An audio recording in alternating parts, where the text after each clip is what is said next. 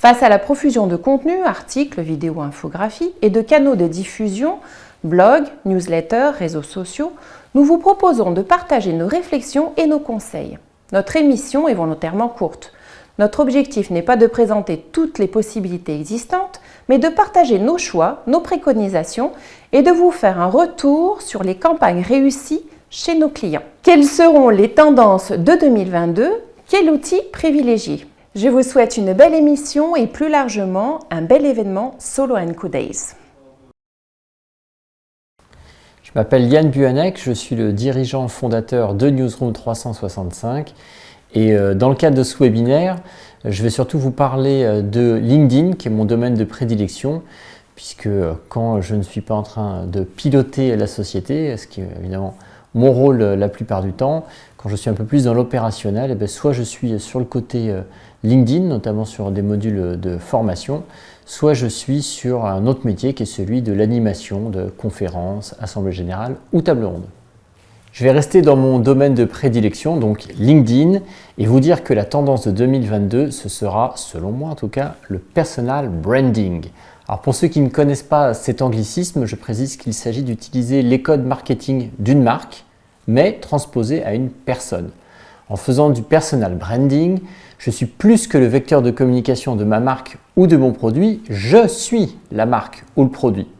Transposé à mon activité, c'est un peu comme si je vous vendais non pas du Newsroom 365, mais du Yann Buanek, ce qui finalement revient un peu au même.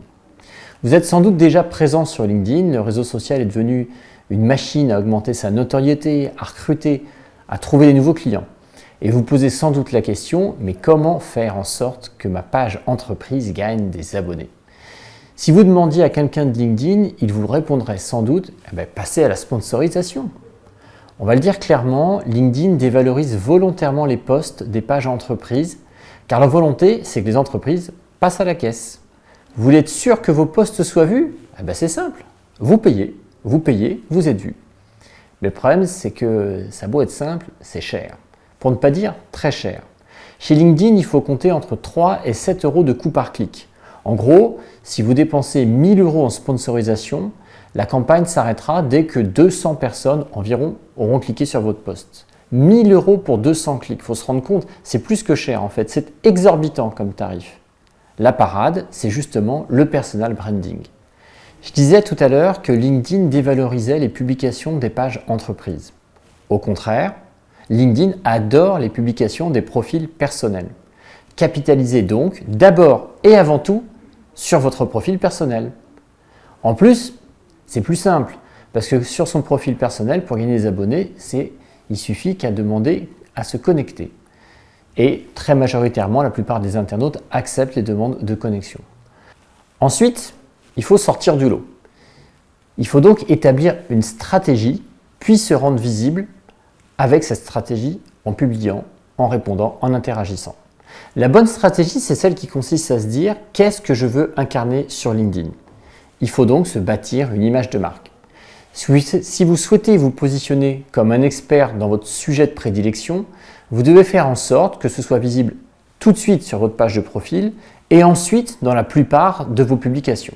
Quel que soit d'ailleurs votre secteur, on peut parler d'immobilier commercial, d'œnologie, de nanotechnologie, peu importe, vous avez choisi votre sujet, vous le creusez, vous creusez votre sillon le plus longtemps possible. Vous serez tôt ou tard suivi par la communauté qui s'intéresse à votre sujet et vous pourrez devenir ce que l'on appelle un nano-influenceur. J'en profite d'ailleurs pour vous parler d'un post de blog, j'ai une petite page de publicité pour un article rédigé par Olivia, notre community manager, qui parle des influenceurs. Vous trouverez ça sur la page ou la rubrique blog du site web de Newsroom 365. En devenant nano-influenceur, je reviens au sujet, pourquoi pas même micro-influenceur, vous assurerez nécessairement la promotion de votre entreprise. La promotion de votre boîte passera par votre promotion. C'est donc un enjeu majeur pour les entreprises, transformer ses collaborateurs en ambassadeurs, voire même donc, c'est le sujet, en influenceurs. On entre alors dans une autre stratégie qui est celle de l'employee advocacy, ou comment faire de ses collaborateurs des ambassadeurs de son entreprise sur les réseaux sociaux. Il s'agit là d'un autre sujet, mais d'un sujet connexe, puisque plus les collaborateurs ou le dirigeant de la boîte ou la dirigeante auront travaillé leur personal branding, plus il sera facile d'établir une stratégie d'employé advocacy. L'intérêt étant alors de faire rayonner les publications de la page entreprise grâce au relais des personnes disposant d'une importante communauté. Alors, c'est pas que j'ai envie de me défiler, mais c'est très compliqué pour moi de vous donner le nom d'un client qui aurait tout misé sur le personal branding pour une raison très simple, que vous allez comprendre, j'espère. C'est que nous gérons au sein de l'agence, parfois, non pas les comptes des entreprises ou des marques, ou les pages, mais les profils perso de certains patrons, patronnes, qui nous demandent finalement d'écrire avec eux, voire à leur place, et puis aussi parfois de répondre à des commentaires sur LinkedIn. Finalement, on est là pour leur faire gagner du temps et gérer un peu le flux de réponses et d'échanges qu'il peut y avoir sur ce réseau social. Et vous en doutez, quand un patron ou un patronne vient nous voir pour qu'on gère son personal branding, son profil perso, il ne veut pas que ça se sache. C'est assez logique. Donc à chaque fois qu'on le fait, on signe des clauses de confidentialité. Alors si je ne donne pas le nom des patrons et patronnes qui nous confient leur compte, même en privé, ce n'est pas pour vous le donner aujourd'hui en public sur ce live. Désolé, vous n'en saurez pas beaucoup plus. Ce que je peux quand même vous dire, c'est les résultats qu'on en retire. Ce qu'on arrive à voir, puisqu'évidemment on aime bien un peu auditer ce qu'on réalise pour les clients, c'est qu'entre les publications personnelles d'un profil et les publications sur les comptes des marques, c'est ce que je disais tout à l'heure, la différence en termes d'audience, elle est absolument incroyable. C'est bien pour ça que je vous parle de personal branding.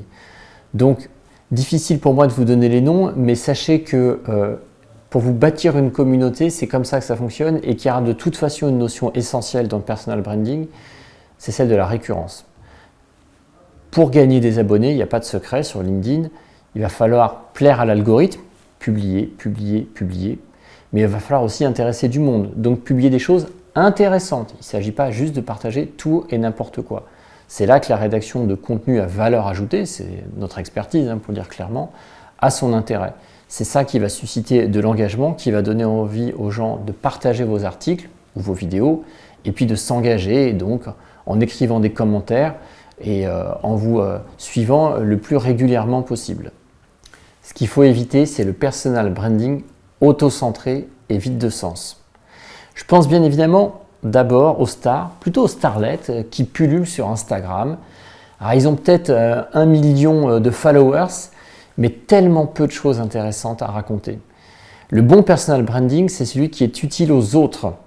Je vois parfois, y compris dans un monde professionnel, donc sur LinkedIn et aussi sur Twitter ou Facebook, des posts de patrons, de patronnes ou de salariés qui veulent faire du personal branding, ça se voit, mais qui le font de façon très nombriliste. Je suis un winner, j'ai encore gagné un contrat, qu'est-ce que je suis fort dans ce que je fais, qu'est-ce que j'adore mes salariés. Je trouve que ça, c'est pas nécessairement ce qu'on attend aujourd'hui sur les réseaux sociaux, c'est pas nécessairement ce qui est le plus utile. À l'inverse, parfois, je lis des choses qui m'intéressent, qui me passionnent et j'apprends des choses grâce à des gens que je ne connais pas et que j'ai envie de suivre sur LinkedIn sur la durée. Et là, je dis bravo. Je suis Antoine Sabaté, responsable de la production et de la captation des lives chez Newsroom 365. Nos lives consistent à filmer et à retransmettre en direct vos webinaires, vos interviews interactives ou vos événements, tables rondes, conférences, assemblées générales. Selon moi, la notion clé de 2022 en ce qui concerne le live, ce sera celle de l'interactivité. On ne peut plus se contenter de retransmettre de la vidéo en direct. Il faut donner la parole à son audience, qu'il s'agisse de ses clients, de ses adhérents ou de ses administrés. Le live est proposé par Newsroom depuis la création de l'agence en janvier 2018. Le format a été très peu réclamé à l'époque et il est devenu très demandé. Tout d'abord parce que le Covid est passé par là. Avec la pandémie, beaucoup d'événements se sont digitalisés. Le live permet de donner à voir un événement qui trouve son public sur le web, faute de le trouver en présentiel. Tout le monde a expérimenté au moins une fois un webinaire ou une retransmission en direct d'un événement en se connectant sur un site web ou une page YouTube. Ensuite, le live est à la mode car il répond aux besoins d'authenticité. Nous sommes dans une époque où la suspicion, pour ne pas dire la défiance, est généralisée. Lors d'un live, on ne triche pas, on se livre en direct et sans filer au regard des internautes. Je constate que beaucoup de lives se contentent d'une retransmission en direct. Il faut aller au-delà. Et donc, pour répondre à la question posée, il faut impérativement ajouter de l'interactivité. Le public veut prendre la parole et il faut la lui donner. C'est évidemment une prise de risque pour l'organisateur car on n'est jamais à l'abri des questions hors sujet, voire malveillantes.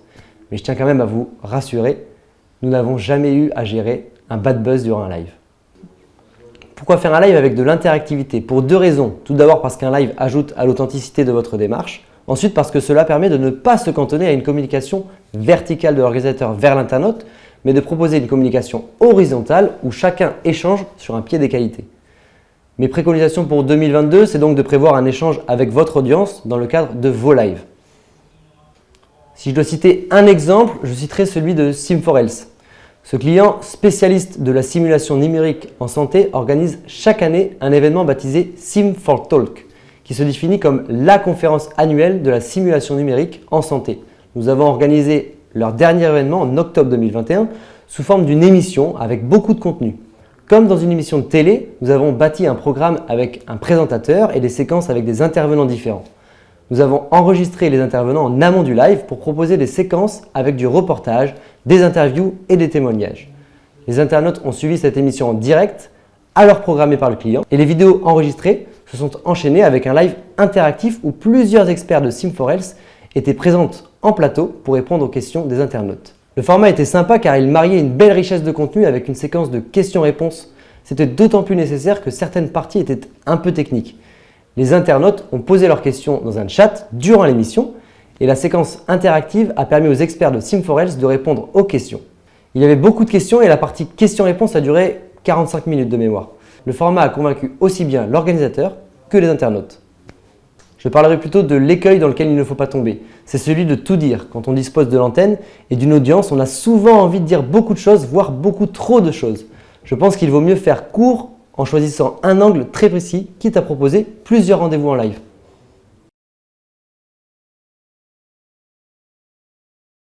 Nathalie, responsable éditoriale de l'agence Newsroom 365 depuis 2019, en charge des contenus et de la stratégie client. Alors c'est toujours difficile de choisir une tendance phare, mais si je devais n'en garder qu'une, ce serait le contenu émotionnel et empathique. Ce n'est pas nouveau certes, mais pour moi c'est aujourd'hui incontournable. Alors pourquoi ?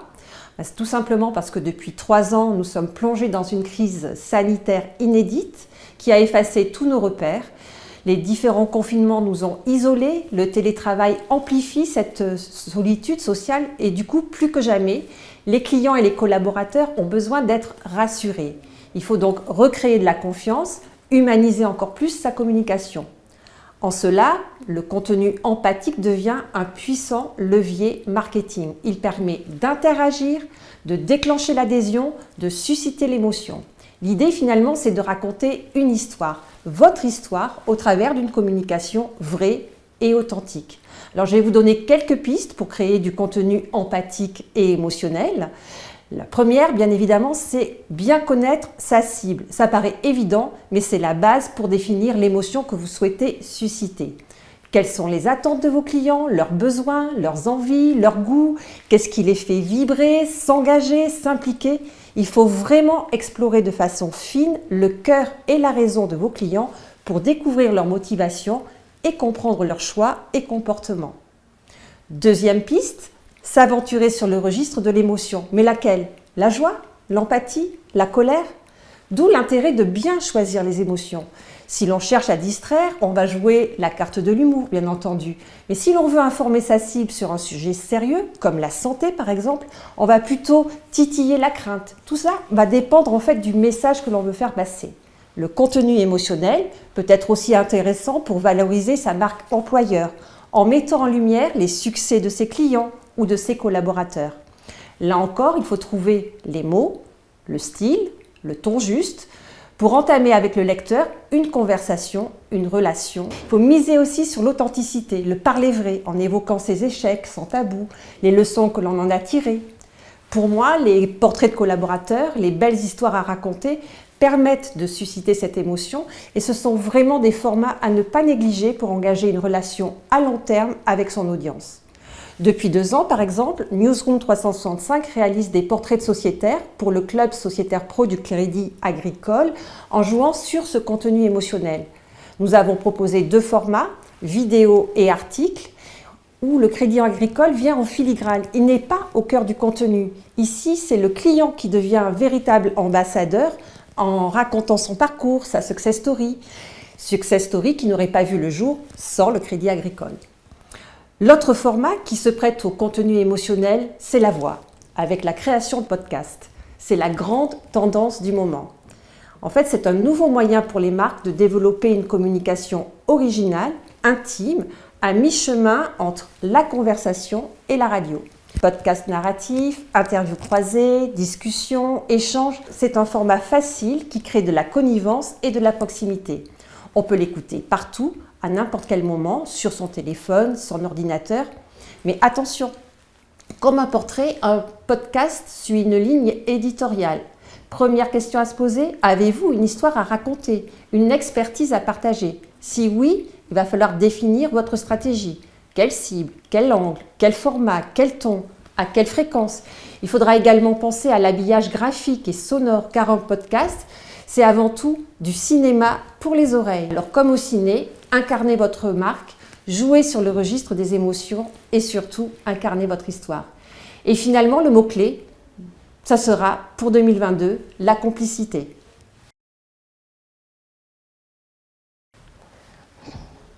Bonjour à tous, je suis Olivia, Community Manager chez Newsroom 365 et je vais donc vous parler du snack content et les contenus à privilégier en 2022. Avant de commencer, quelques mots sur le snack content ou micro-contenu en français. Comme son nom l'indique, le snack content est un contenu qui se consomme rapidement. Il désigne de l'information qui peut prendre plusieurs formes, que ce soit sur les réseaux sociaux ou encore dans la partie blog de votre site web. Ce contenu doit aussi être original dans le but de déclencher une réaction, une action ou une émotion chez l'internaute. De plus, nous sommes dans l'ère du mobile first. Selon Oberlo, en 2021, le trafic Internet mobile représentait 55% du trafic Internet mondial total, soit plus de la moitié. Donc pensez à adapter en priorité votre contenu pour une utilisation mobile. Passons maintenant au format de snack content que vous pouvez intégrer dans votre stratégie de contenu. On commence par les posts sociaux qui sont tout simplement des messages courts que vous pouvez publier sur vos réseaux sociaux dans le but de démarrer une conversation avec votre audience. Par exemple, il y a quelques semaines, notre agence a publié une vidéo représentant ses collaborateurs et leur expertise dans une vidéo. Ce format court et percutant a donc suscité des réactions sur LinkedIn, par exemple. Deuxième snack content, l'infographie. C'est un document réalisé à partir d'images, de graphiques et de textes. Next, spécialiste de la communication événementielle pour qui nous avons créé une infographie reprenant des chiffres clés. Passe au troisième snack content, le mème. Le mème, c'est quoi? C'est ça ou ça. Impossible de passer à côté, il y en a des centaines et des centaines diffusés chaque jour sur les réseaux sociaux. Le mème, c'est un comportement détourné en dérision pour donner un aspect comique la plupart du temps.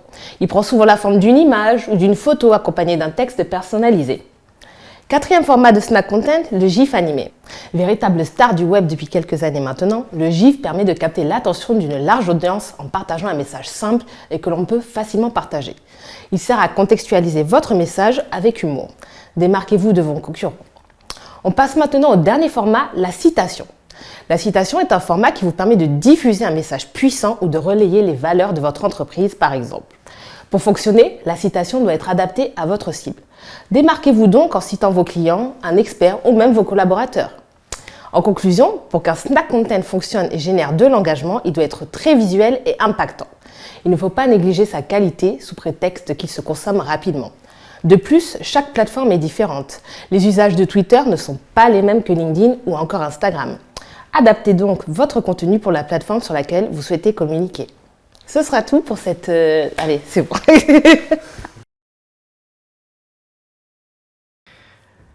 Hello, moi c'est JR, le filmmaker de Newsroom 365.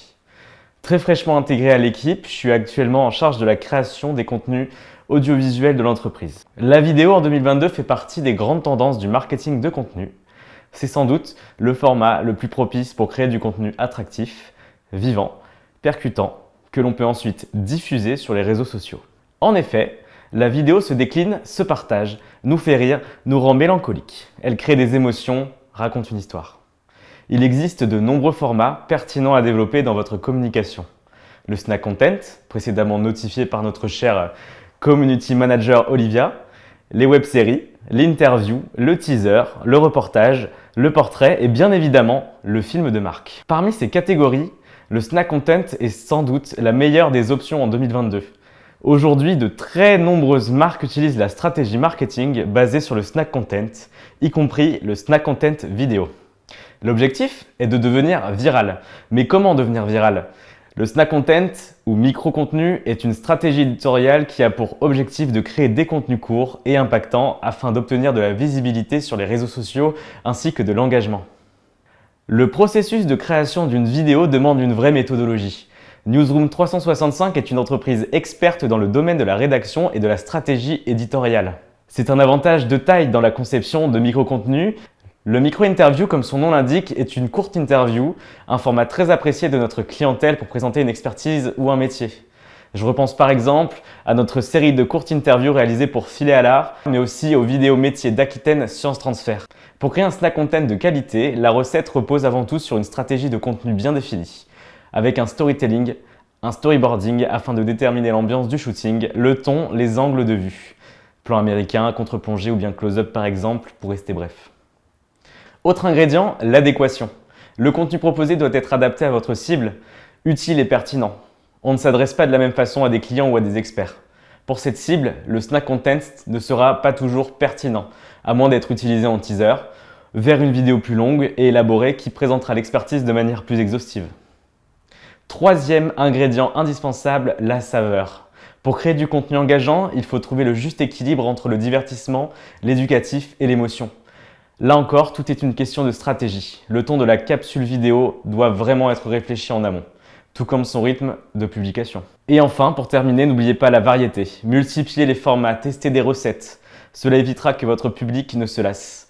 Vous pourrez ensuite voir ce qui fonctionne le mieux entre l'interview, collaborateur façon Combini, le témoignage client en micro-trottoir, la capsule qui présente un produit-service avec des mots-clés. En général, c'est un savant mélange qui permet de jouer sur différents registres, différents angles. En post-production, sur des formats courts, on privilégiera un découpage dynamique, des cuts et un étalonnage très naturel. Et mon mot-clé, c'est la créativité.